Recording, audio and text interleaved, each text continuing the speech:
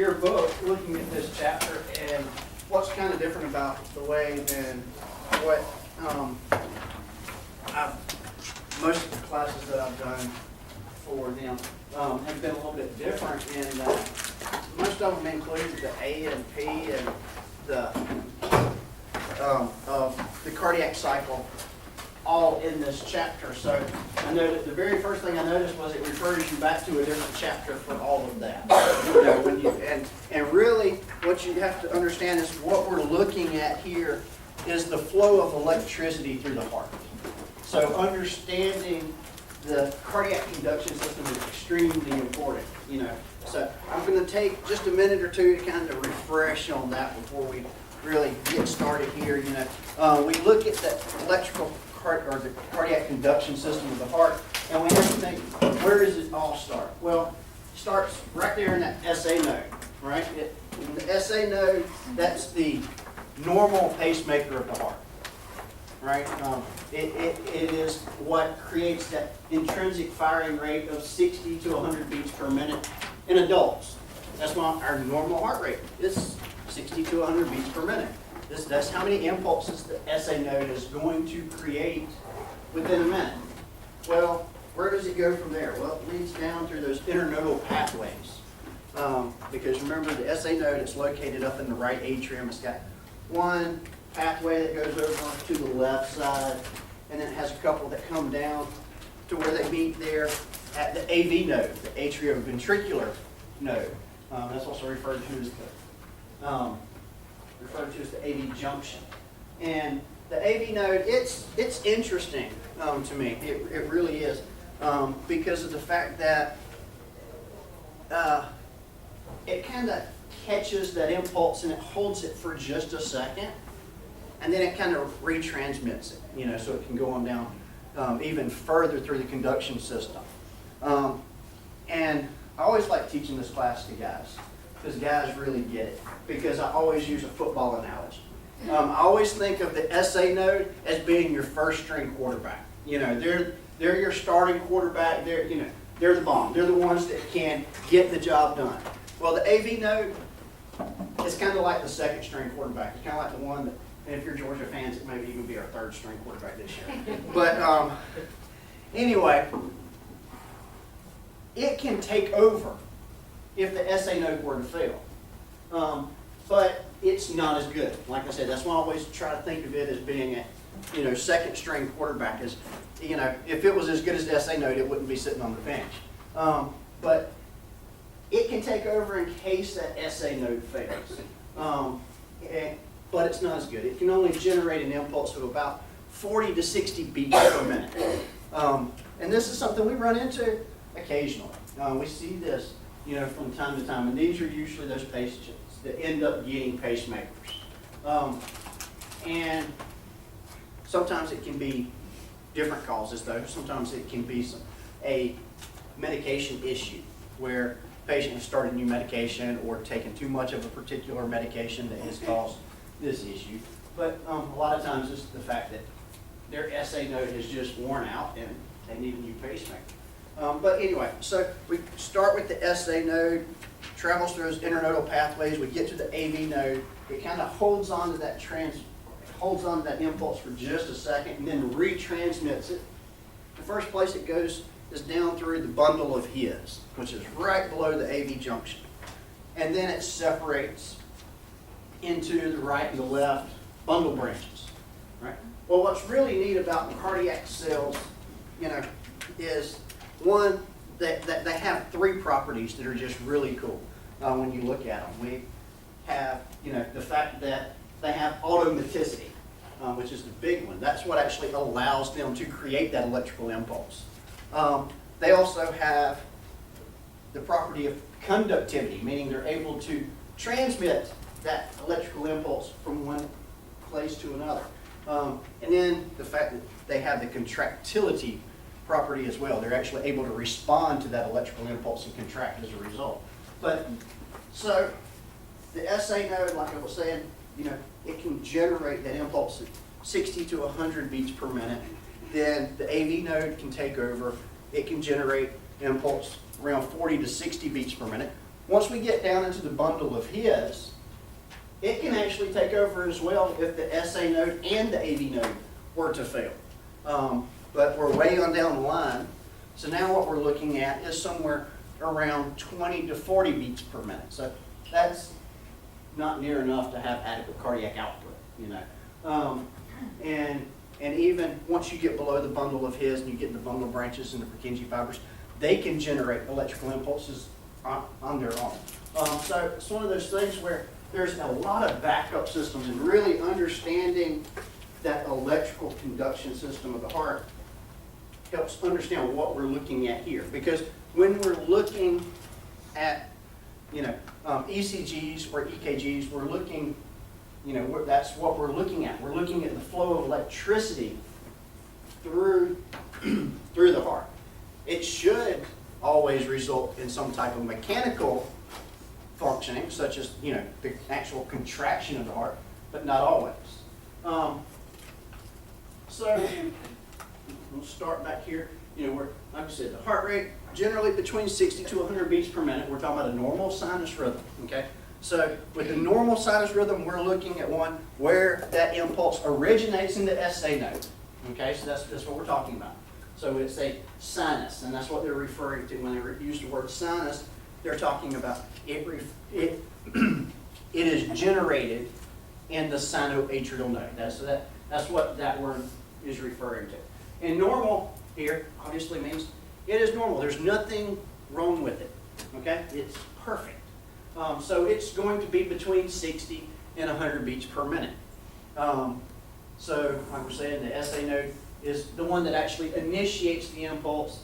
It's going to travel to the AV node in a normal time frame, which is somewhere between 0.12 to 0.2 seconds. How familiar are you with the actual paper that we use on the cardiac monitors? Okay, well, they have little bitty blocks on them. And you have little blocks inside of a bigger block. And I actually wanted to bring them, but I was running out of time this morning. But each one of those little blocks is equal to 0.04 seconds. And so what we look at, we're looking at the P wave, which is, remember if you go back to what the other chapter was talking about, where the P wave represents atrial depolarization, right? So that is what happens when the SA node transmits the impulse and it travels down to the AV node. That's what we're looking at. Okay, that's atrial depolarization. That's when the atria should be responding, should be contracting. So, like I said, we're looking at the electrical activity, but it should coincide with physical activity as well. And so basically, the distance between the beginning of our P wave and the beginning of our QRS complex, which is called the PR interval, should be less than 0.2 seconds, okay? Which would be one of the larger blocks. So, and then we look at the ventricles. That QRS, that represents ventricular depolarization there. And that QRS should not be any wider than 0.12 seconds. So we're looking at a fairly narrow QRS. So there's not a whole lot of dysrhythmias that occur as a result from the sinus node. There's a few, and we'll talk about those, such as sinus bradycardia, sinus tachycardia. Now, sometimes we do run into some that occur in the atria, but outside of the sinus node, like premature atrial contractions or PACs, SVT, which is supraventricular tachycardia, atrial flutter, atrial fibrillation. Atrial fib, AFib, is one that you'll see a lot. That's one of these that we see a lot of patients that have chronic atrial fib. All right, so sinus bradycardia, just from the name of it, we know it originates where? The impulse comes from where? SA node. It comes from the SA node, exactly. Just because it's a sinus. which means we're going to see a P wave when we look at it, okay? So it's a dysrhythmia that proceeds normally through the conduction pathway, but at a slower than usual rate. So it's going to look just like that normal sinus rhythm, okay? The only difference is it's going to be less than 60 beats per minute. It's one of those things where sometimes it's not even an issue. Sometimes it's normal for a particular patient. You know, first thing they mention is healthy athletes, people that do a lot of running. Their normal resting heart rate may be in the 40s or 50s, just because their bodies have become that efficient. You know, and so it may not necessarily be an actual problem. However, it could be, especially if we're dealing with patients that have some type of heart disorders. It's also a compensatory mechanism we see with increased intracranial pressure. You guys done head injuries or? Okay. Just curious if you happen to know what that was called. Just random stuff. And hypothyroidism, we know that, you know, when you have thyroid disorders, it affects your metabolic rate. If you have hypothyroidism, it slows everything down. If you have hyperthyroidism, it increases everything. Digitalis toxicity. This is one of those I was talking about earlier. Digitalis or digoxin, it has a lot of side effects. We've used it for years and years and years and years and years. But it can cause pretty much any side effect that's out there. And so it's one of those things that with digoxin you have to be very careful. Patients occasionally will have to have their blood levels drawn to have that checked. So it's one of those things we have to look at with patients to take digoxin. And the biggest problem here when we run into a slow heart rate, it all comes down to perfusion. Because once the heart rate slows down, our cardiac output will decrease. Okay? Just out of curiosity, how do you calculate cardiac output? Anybody know?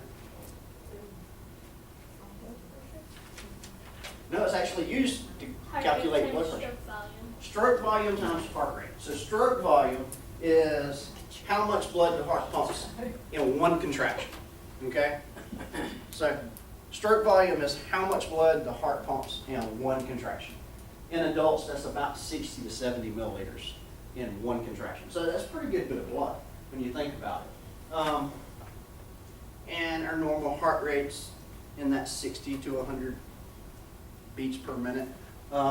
So our actual average cardiac output is about 5 liters per minute. So pretty much your entire blood volume is being circulated in a minute. And so when our heart rate drops, it directly affects cardiac output, okay? Which is going to result in inadequate perfusion. So, and one of the first signs that we may see, is that patient experiencing something like syncope. They feel weak, they feel dizzy, they may pass out when they attempt to stand up, things of that nature. All right. And this is how we manage it. First of all, with sinus bradycardia, if they're not symptomatic, we don't manage it. We don't do anything for it. If they're not having any symptoms. However, if they are having symptoms, such as we have this patient that has a heart disorder, they have had previous, heart issues, whether it's previous MIs or, coronary artery disease where they've had stents placed or they've had cabbages done or whatever. When their heart rate gets too slow, they may experience chest pain. So that would be one of the issues that we see as far as a symptom, like I said. But when they do become symptomatic, that's when we treat. And we treat it with atropine sulfate. And it's a cholinergic blocking agent. And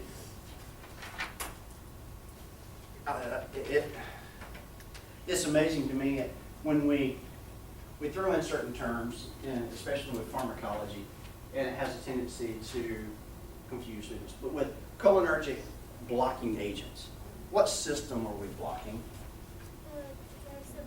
Parasympathetic nervous system. Absolutely. Which is, we look at that division of the peripheral nervous system, and you have the sympathetic nervous system and the parasympathetic nervous system. The sympathetic nervous system is that fight or flight response, right? The parasympathetic nervous system is referred to oftentimes as the feed or breed response. So it slows everything down. Oftentimes it's because the vagus nerve, which is the one that actually controls heart rate, right,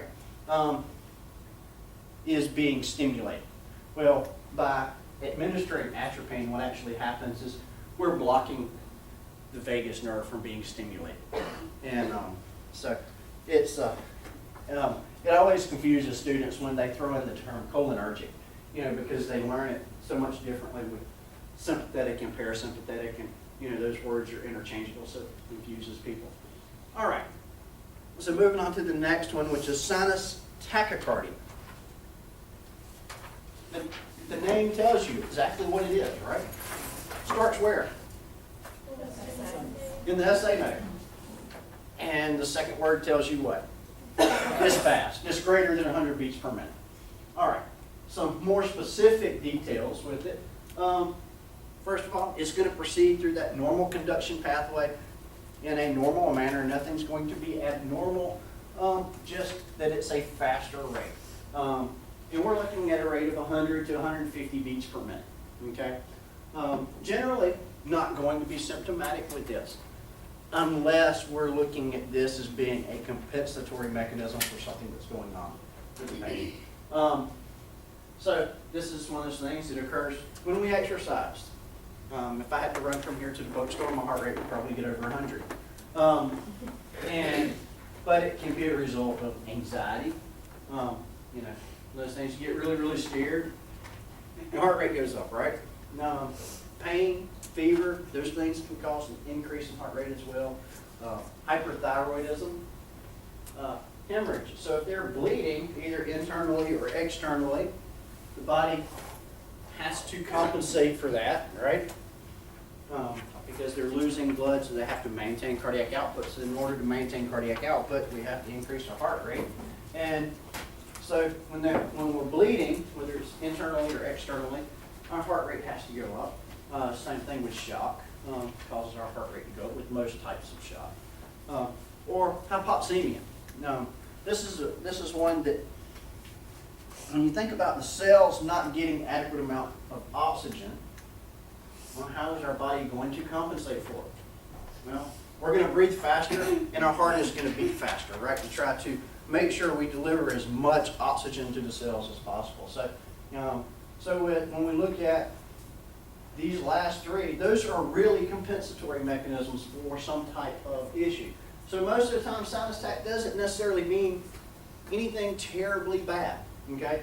But it can. So one of those things we have to understand what the underlying cause of it is. All right. PACs. They are premature atrial contractions. Look at the first word. It tells you, plain and simple, they're early, right? That's what premature means. They're early. And they come from where? They come from the atria. So they're not that much different from your sinus rhythms. But what we're looking at here is a single contraction, a single beat generally. Okay? But there will be some tissue in the atria, because remember, they can all generate.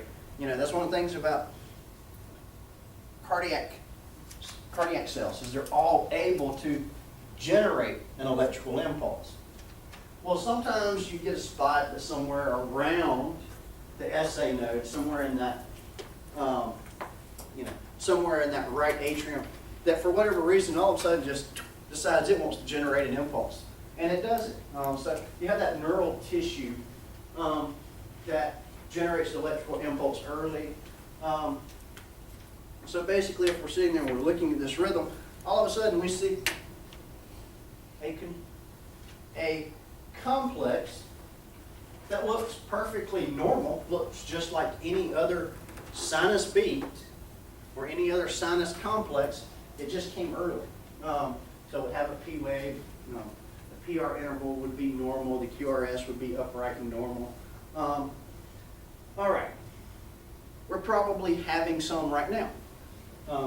Because when we look at things that cause PACs, caffeine, nicotine, so first thing in the morning to get us going, we're usually hitting caffeine pretty hard, right? I know I am because I don't generally do 8 o'clock classes.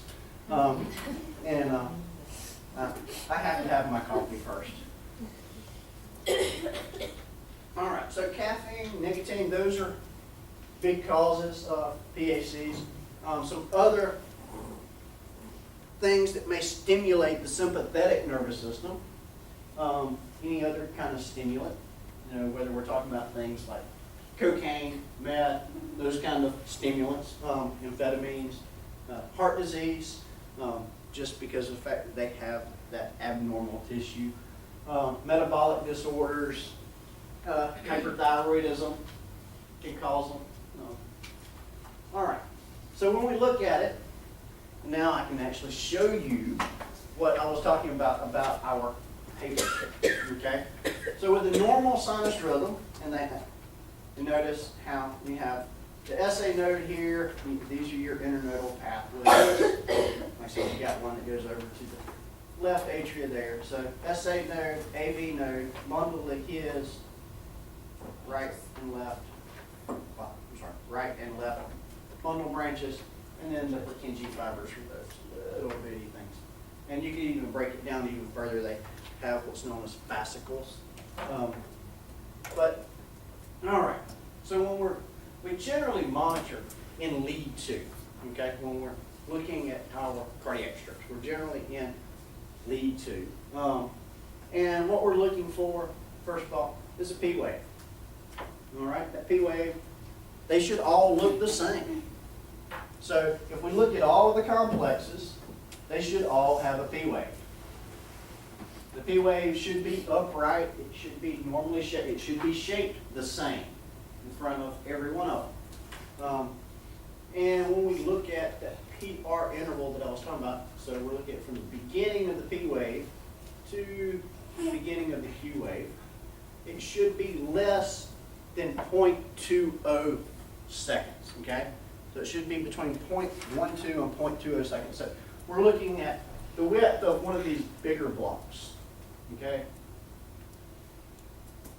All right, so the QRS, so QRS, okay? And then followed by T wave. So with the QRS, it should be less than 0.12 seconds. So that's less than 3 of the little blocks, okay? What does it represent again? The QRS. What is it telling us? All right. So we're looking at that impulse being distributed through the ventricles, right? It's being carried from the ventricles. When we're looking from here, that PR interval is telling us basically about it going from it starting in the SA node to going to the AV node. And then the QRS is telling us how it is being conducted throughout the ventricles. Why is the QRS so much bigger than the P wave? Right. The majority of the mass, the majority of the muscle mass in the heart is the ventricles, right? Especially the left ventricle. What is the T wave? Ventricular what? Repolarization. So this is basically like plugging your cell phone in, okay? This is when it's charging back up, okay? It's getting ready to be able to fire again. All right, so we have the P wave, which represents atrial depolarization. The QRS, that represents ventricular depolarization, and the T wave that represents ventricular repolarization. Seems like we're missing something. Atrial repolarization. Where is it? It's buried in here somewhere.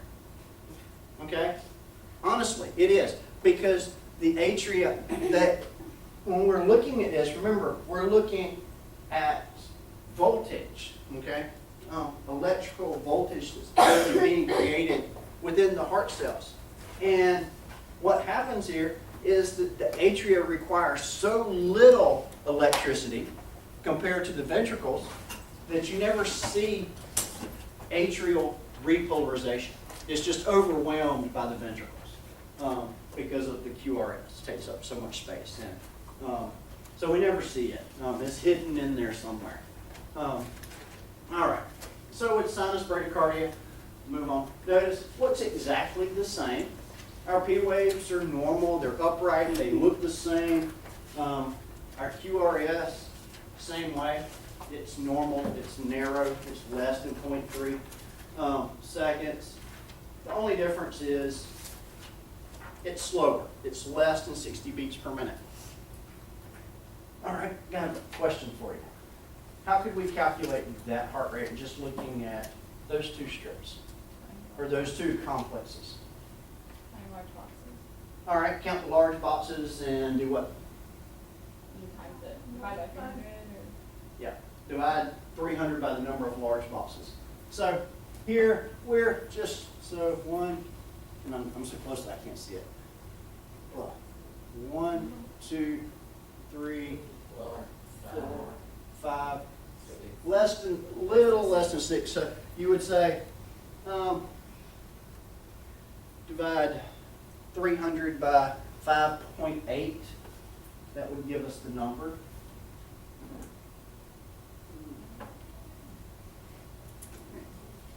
Oh, my phone is off.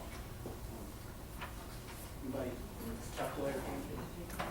Oh wow! I can't believe nobody has a phone. That's 51.7. 51.7. All right. So we're looking at less than 52 beats per minute. All right. So yeah, that's how you could calculate a heart rate. Count the number of big boxes. And remember, each little box is going to equal 0.2. Okay. When we're talking about whether it's a whole box or whole large box or not. All right. All right, so, and then the next one, sinus tachycardia. Notice P waves, they're still there, they're still upright, they're still normal. That PR interval stays the same, it doesn't change. It's less than 0.2 seconds there. The QRS is upright, normal, less than 0.12 seconds. The only difference is it's faster, right? It's faster than 100 beats per minute. So if we look at that one, okay, 1, 2,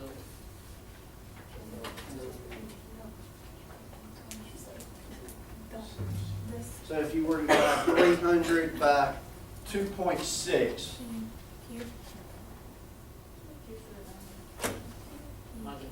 all right. So 115 is greater than 100, right?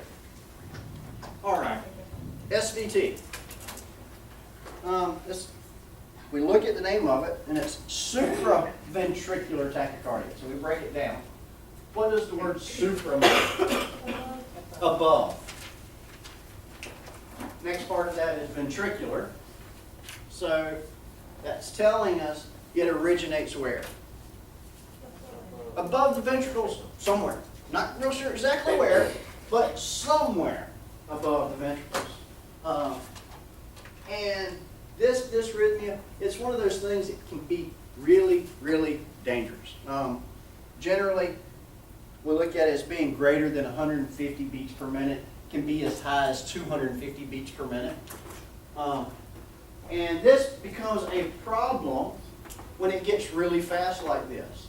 Usually 150 is not a big issue unless we're dealing with like a geriatric patient. You know, but,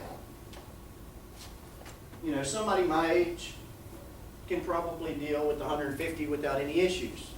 Once you got up into the 180, 190 range, you know, greater than 175 definitely, we're probably going to start seeing some signs and symptoms because it all comes back to stroke volume, all right? Because when we look at cardiac output, there are two factors. You have stroke volume and heart rate, right? Well, now what's happening is because the heart is beating so fast, all right, that during that relaxation phase, during diastole, it's not having an adequate amount of time to fill up with blood, okay? So it really, really reduces that stroke volume, okay? It cuts that stroke volume way, way down. So a lot of times these patients, they're going to feel very faint. They may feel like they are having some palpitations in their chest. They may be really, really weak. So when we are assessing our patients, they may complain of chest pain, especially if it's a patient that has a history of heart disease, or like yourselves, one of those older patients that, you know, just can't tolerate this very well. Tachycardia, angina, which is chest pain. They may have hypotension, syncope, like I said earlier, just because of the fact that, you know, their stroke volume is so reduced that it's reduced that cardiac output, which has reduced the amount of blood that's being, you know, that's actually being used to perfuse the brain. Same thing with the kidneys. You have a reduced blood flow to the kidneys, therefore you have a reduced renal output. There are several different ways that we treat this, okay? That one medication I mentioned earlier, digitalis, that is one of the options for treating. Another thing is adrenergic blockers. So when we're looking at adrenergic blockers, those are the exact opposite of cholinergic blockers. So now we're blocking the sympathetic nervous system. Calcium channel blockers. What do they do?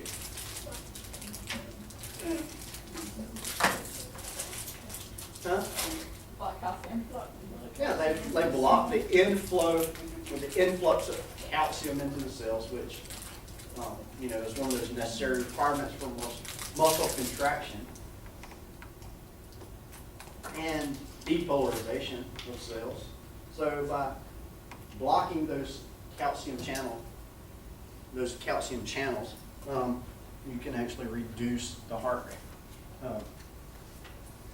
And a lot of times,